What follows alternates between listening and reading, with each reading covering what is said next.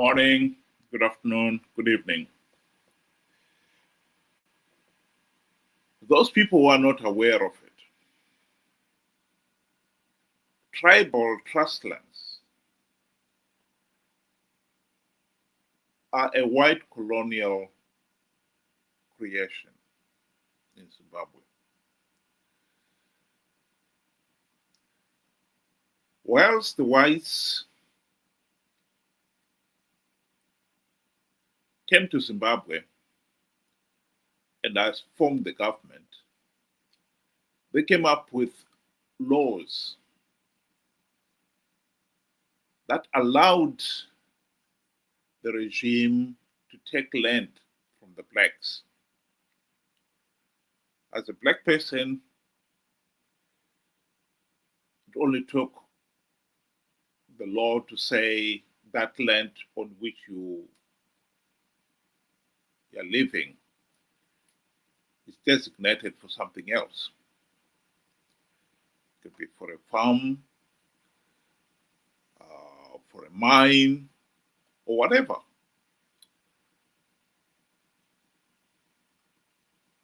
The whites would get title deeds to the land. Even the missionaries, they built a missionary in the rural areas. They were given title deeds to the piece of land. It was clearly demarcated, and they'll get title deeds to it. And yet, the blacks themselves, you lived in what they called tribal trust lands. And what this basically meant is that the land is held in trust. No individual was given any title deeds. And the local headmen and the chiefs administered that land with the help of the white regime.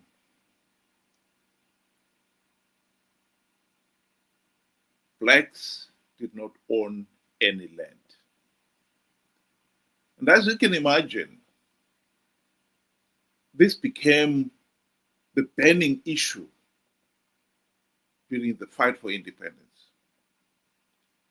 More than the right to vote, most ordinary blacks did not understand about voting, but they understood about land.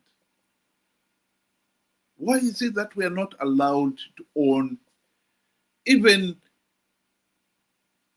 a postage-sized piece of land on which your mud hut stands? But that was the law.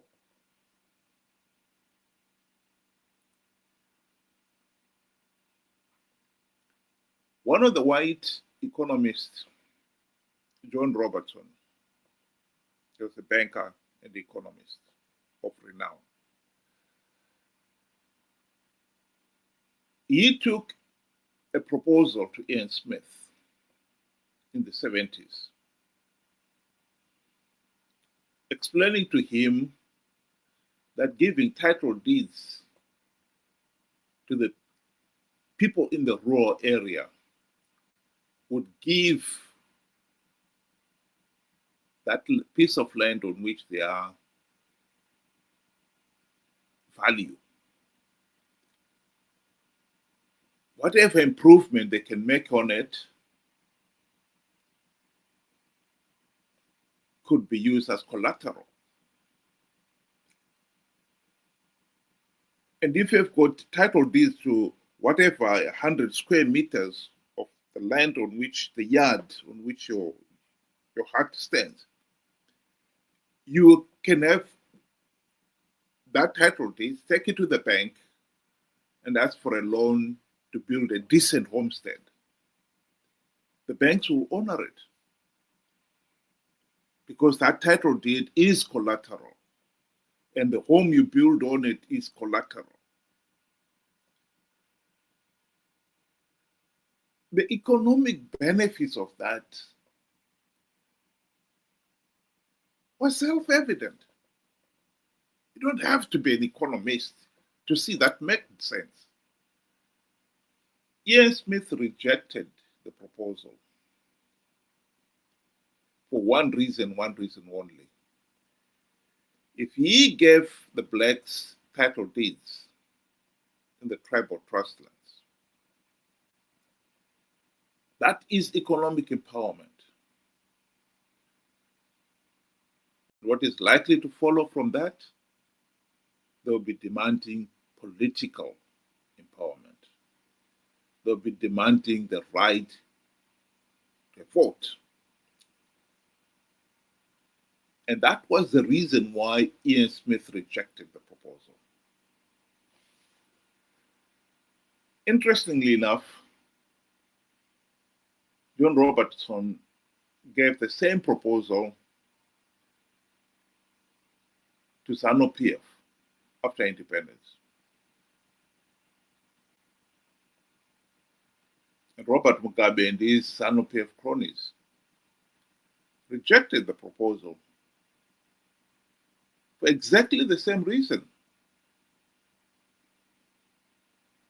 They did not want to give, the regime did not want to give the ordinary Zimbabweans economic empowerment.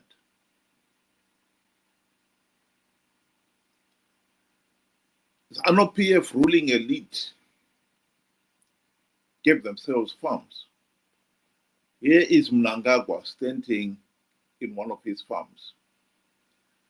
As you can see, stretching right to the horizon.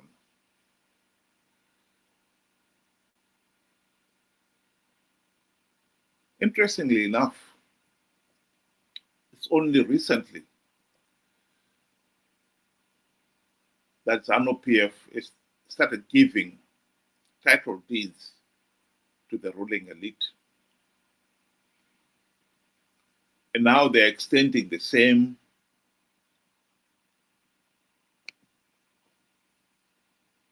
to those lesser down the ladder. They didn't get farms as big as Mnangagwa's farm we saw there. They got what they call A1 farms. They're much, much smaller. What is being announced on this poster here as a historic launch event is that the President Mnangagwa will be officiating at the giving of title deeds to A1 farm owners.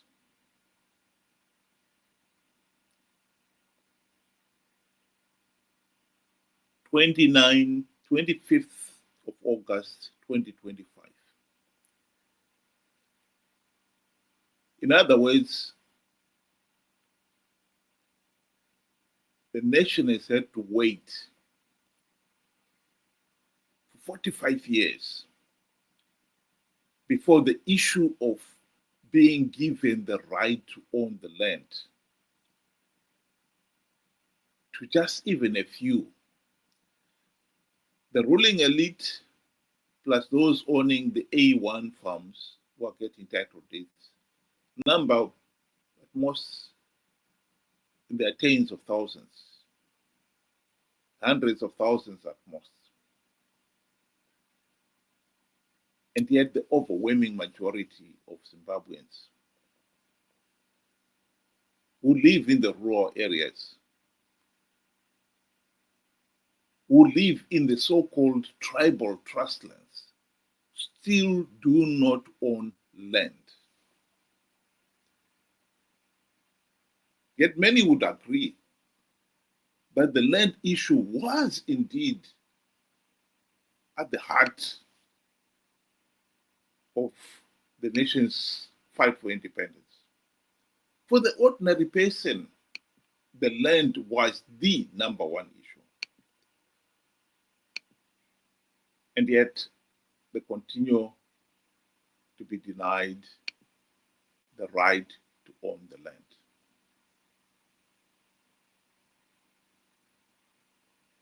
For the same reason, Ian Smith denied the blacks the right to own land. Here is Margaret Dongo explaining that very point.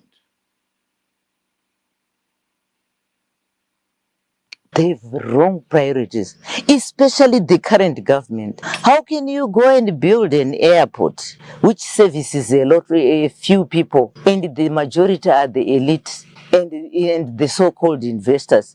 Look at the rural. I made you come to interview me because I wanted you to have the experience of the roads that we are using.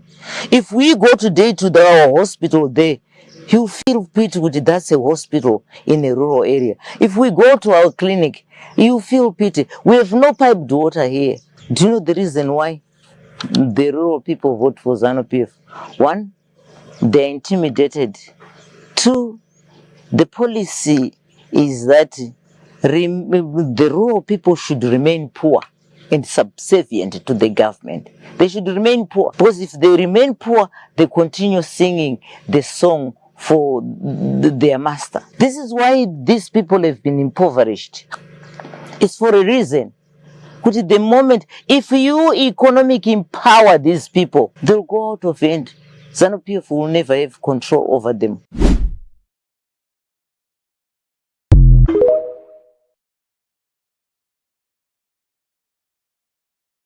That indeed is the tragedy of Zimbabwe. Independence has become utterly meaningless because Zanu PF has enhanced the policy of Ian Smith, denying the people any meaningful economic empowerment for the purposes of denying them meaningful political empowerment. The wise entrusted the headmen and the chiefs to administer the tribal trust lands. Zanu PF has come and enhanced that. It has bribed the headmen and the chiefs, turning them into Zanu PF political commissar in all but name.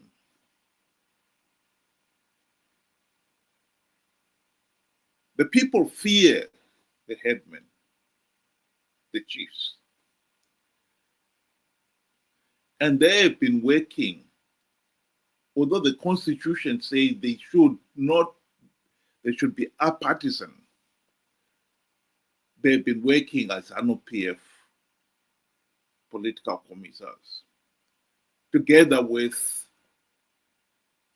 the war veterans, the Zanu PF's own militia, and other various corrupted government institutions like the police, the army, the judiciary.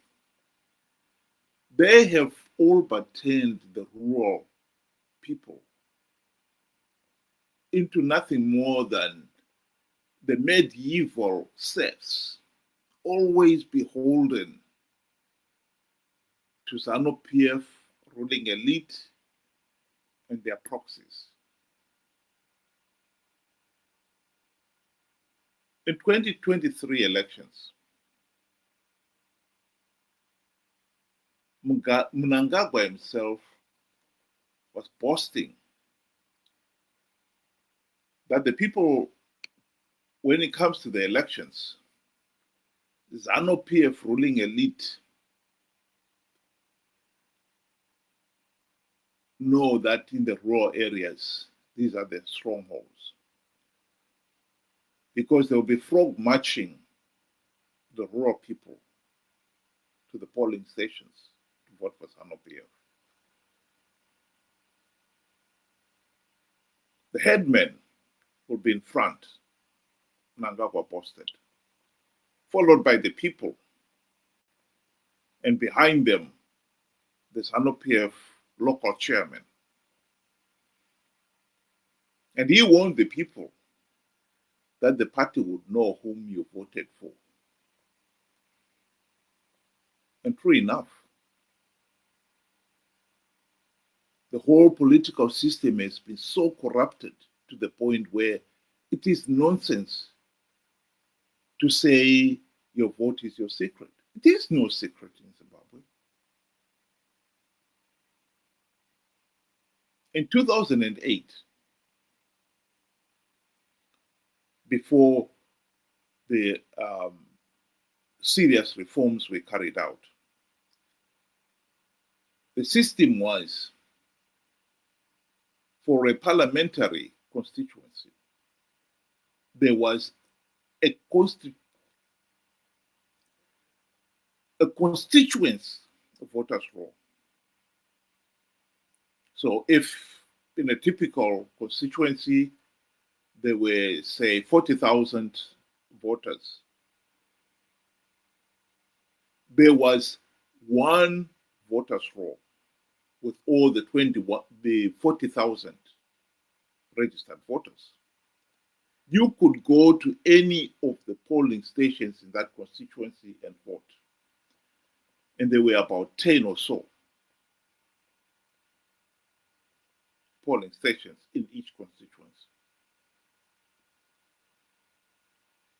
After 2008, when Zanu PF was forced to modify the system so that the electoral process was more transparent. For instance, one of the changes was you must count the votes at each polling stations. Don't take them to somewhere else. Zanu PF quickly came up with ways of countering it. One of those ways was to say, okay, from now on, we'll have a polling station voters roll. Instead of a constituency, it had to be a polling station. And they have increased the number of polling stations from 10 to over 50. So now, each polling station has got about 500 voters, registered voters. Zanu PF officials will have that voters roll. They will know, in the rural areas, they will know each one of those 500 voters, if not by sight, by name. How can you say your vote is your secret? Impossible. The Zanu PF officials, when the results come, if, say, for the sake of argument, 400 voters voted, and half of them voted for Zanu and the other half for the opposition, the Zanu PF officials will only have to look at the 400. These are the voters roll. They know they came to this polling station nowhere else. They will know them. And they can make a quick assessment of who out of that 400 voted for the opposition. And will come out with a fairly accurate figure.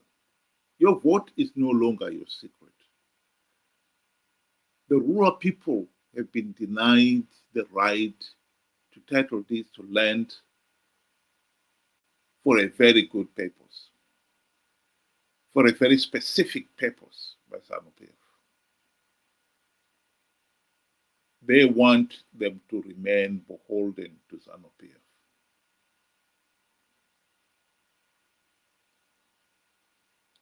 It is tragic that 45 years after independence, we still have 60% or so of our population, which are those are living in the tribal trustlands, in the rural areas, who are nothing more than serfs, medieval serfs, beholden to a tyrannical regime.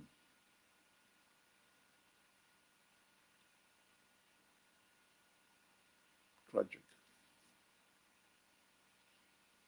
Thank you very much. Have a good evening.